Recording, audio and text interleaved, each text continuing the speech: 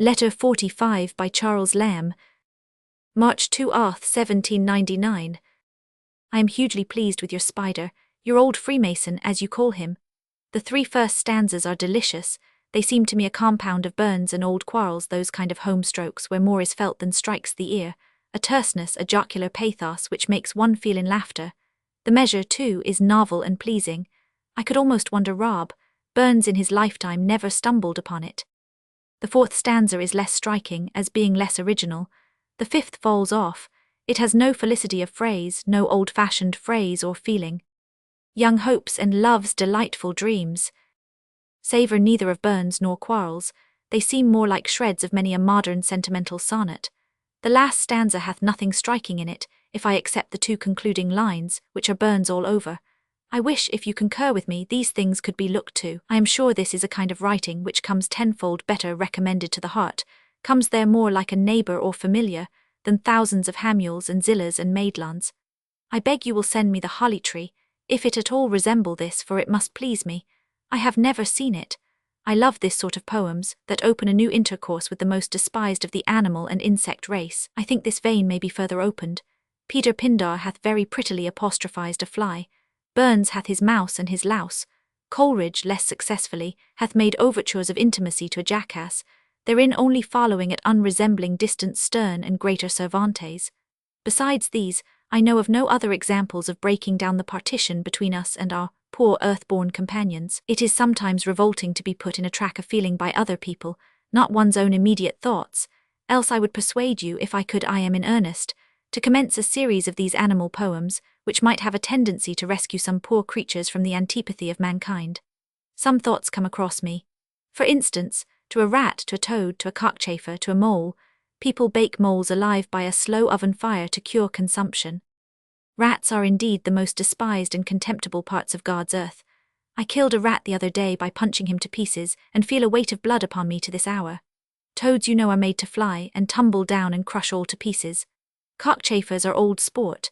Then again to a worm, with an apostrophe to anglers, those patient tyrants, meek inflictors of pangs intolerable, cool devils, to an owl, to all snakes, with an apology for their poison, to a cat in boots or bladders. Your own fancy, if it takes a fancy to these hints, will suggest many more. A series of such poems, suppose them accompanied with plates descriptive of animal torments, cooks roasting lobsters, fishmongers crimping skates, and C, would take excessively. I will willingly enter into a partnership in the plan with you. I think my heart and soul would go with it too. At least give it a thought. My plan is but this minute come into my head, but it strikes me instantaneously as something new, good and useful, full of pleasure and full of moral. If old Quarles and Wither could live again, we would invite them into our firm. Burns hath done his part. I the other day threw off an extempore epitaph on Ensign Peacock of the 3rd Regt, of the Royal East India Volunteers, who like other boys in this scarlet-tainted age was ambitious of playing at soldiers, but dying in the first flash of his valour was at the particular instance of his relations buried with military honours, like any veteran scarred or chopped from Blenheim or Ramleys. He was buried in sash and gorget. He lies a volunteer so fine, who died of a decline as you or I may do one day. Reader, think of this, I pray, and I numbly hope you'll drop a tear from my poor royal volunteer. He was as brave could be. Nobody was so brave as he. He would have died in honour's bed, only he died at home instead. Well may the royal regiment swear, they never had such a volunteer. But whatsoever they may say, death is a man that will have his way, though he was but an ensign in this world of pain. In the next we hope he'll be a captain, and without meaning to make any reflection on his mentals, he begged to be buried in regimentals. Said H. Sunt Lamentably's Nug, but 'tis as good as some epitaphs you and I have read together in Christ Churchyard. Poor Sam, Le Grice, I am afraid the world, and the camp and the university have spoilt him among them. 'Tis certain he had at one time a strong capacity of turning out something better. I knew him, and that not long since, when he had a most warm heart. I am ashamed of the indifference I have sometimes felt towards him. I think the devil is in one's heart. I am under obligations to that man for the warmest friendship and heartiest sympathy, even for an agony of sympathy expressed both by word and deed, and tears for me, when I was in my greatest distress. But I have forgot that. As I fear, he has nigh forgot the awful scenes which were before his eyes when he served the office of a comforter to me. No service was too mean or troublesome for him to perform. I can't think what but the devil, that old spider, could have sucked my heart so dry of its sense of all gratitude. If he does come in your way, Southey, fail not to tell him that I retain a most affectionate remembrance of his old friendliness, and an earnest wish to resume our intercourse. In this I am serious. I cannot recommend him to your society, because I am afraid whether he be quite worthy of it, but I have no right to dismiss him from my regard. He was at one time, and in the worst of times, my own familiar friend and great comfort to me then. I have known him to play at cards with my father, meal times excepted, literally all day long, in long days too, to save me from being teased by the old man, when I was not able to bear it. God bless him for it, and God bless you, Southey. Peter Pindar. Dr. John Walcott has an ode to a fly taken out of a bowl of punch. He also wrote the Lausiad. Poor earth-born companions, from Burns' Lines to a Mouse, second stanza, line 5. Toads are made to fly. Filliping the toad was an old pastime. A toad was placed on one end of a piece of wood laid crosswise over a stone.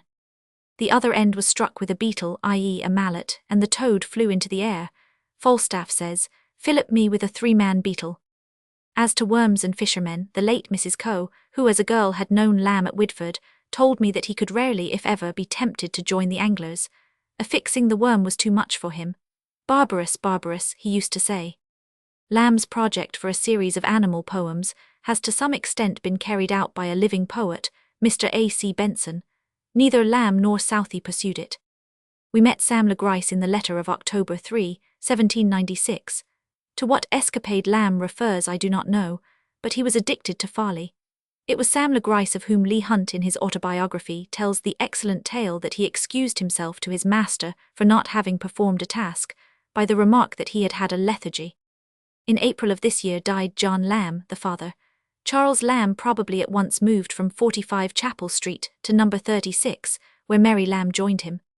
Between this and the next letter should probably come a letter from Lamb to Robert Lloyd.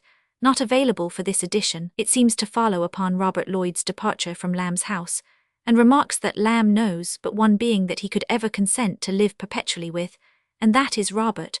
But Robert must go whither prudence and paternal regulations dictate. Lamb also refers to a poem of an intimate character by Charles Lloyd in the annual anthology, Lines to a Brother and Sister, remarking that, in his opinion, these domestic addresses should not always be made public. There is also a reference to Charles Lloyd's novel, which Lamb says he wants to read if he may be permitted a sight of it. This would be Isabel.